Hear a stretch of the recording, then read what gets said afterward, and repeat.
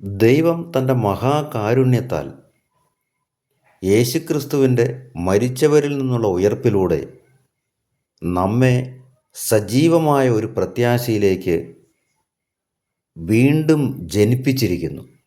പത്രോസിൻ്റെ 1-ാം ലേഖനം 1-ാം അധ്യായം 3-4 വചനങ്ങൾ. By his great mercy God has given us a new birth into a living hope through the resurrection of Jesus Christ from the dead, into an inheritance imperishable, undefiled and unfading, kept in heaven. സ്വർഗത്തിൽ നമുക്കായി കാത്തു സൂക്ഷിക്കപ്പെട്ടിരിക്കുന്ന അനശ്വരമായ, ഒളിമങ്ങാത്ത, കളങ്കരഹിതമായ അവകാശത്തിലേക്ക് യേശുക്രിസ്തു വഴി ദൈവം നമ്മെ വീണ്ടും ജനിപ്പിച്ചിരിക്കുന്നു.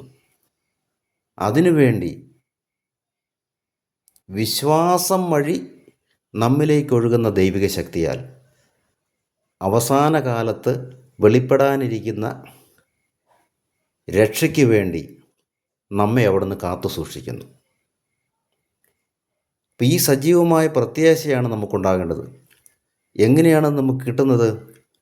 വിശ്വാസം വഴി, യേശുക്രിസ്തുവിലുള്ള വിശ്വാസം വഴി നമ്മൾ we are being protected by the power of God through faith in Jesus Christ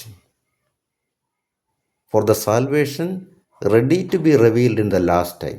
അവസാന കാലത്ത് വെളിപ്പെടാനിരിക്കുന്ന രക്ഷ, ആ രക്ഷയിലേക്ക് യേശുക്രിസ്തുവിലുള്ള വിശ്വാസത്തിലൂടെ അനശ്വരമായ ലോകത്തിലേക്ക്, നിത്യജീവനിലേക്ക് അവിടുന്ന് നമ്മളെ വീണ്ടും ജനിപ്പിച്ചിരിക്കുന്നു.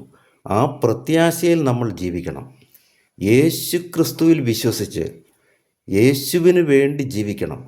ലോകത്തിൽ നോക്കിയല്ല, ലോകത്തിൻ്റെ മോഹങ്ങളിൽ കുടുങ്ങിയല്ല, സ്വർഗത്തിലേക്ക് നോക്കി സ്വർഗത്തിൽ നമുക്കായി കാത്തുവച്ചിരിക്കുന്ന പ്രത്യാശയിൽ ജീവിക്കുമ്പോൾ ഈ ലോകത്തിലെ സങ്കടങ്ങളും, ഈ ലോകത്തിൻ്റെ പ്രതികൂലങ്ങളും, ഈ ലോകത്തിലെ സഹനങ്ങളും, ബുദ്ധിമുട്ടുകളും, പീഡനങ്ങളും ഒന്നും നമുക്ക് ഒരു കാര്യമായിട്ട്, ബുദ്ധിമുട്ടായിട്ട്, ഭാരമായിട്ട് അനുഭവപ്പെടില്ല. കാരണം നമ്മൾ നോക്കുന്നത് സ്വർഗത്തിൽ നമുക്കായി കാത്തുവച്ചിരിക്കുന്ന ഒളിമങ്ങാത്ത, ശോഭ പോകാത്ത, നശിക്കാത്ത പ്രത്യാശയിലേക്കാണ്. അതിനു വേണ്ടിയിട്ട് നമ്മുടെ മനസ്സിനെയും ശരീരത്തെയും ആത്മാവിനെയും കർത്താവിന്, യേശുക്രിസ്തുവിന് പൂർണ്ണമായി സമർപ്പിക്കണം. അപ്പോൾ അവൻ്റെ ദൈവിക ശക്തി, വിശ്വസിക്കുമ്പോൾ ലഭിക്കുന്ന ദൈവിക ശക്തി നമ്മിൽ പ്രകടമാകാൻ തുടങ്ങും.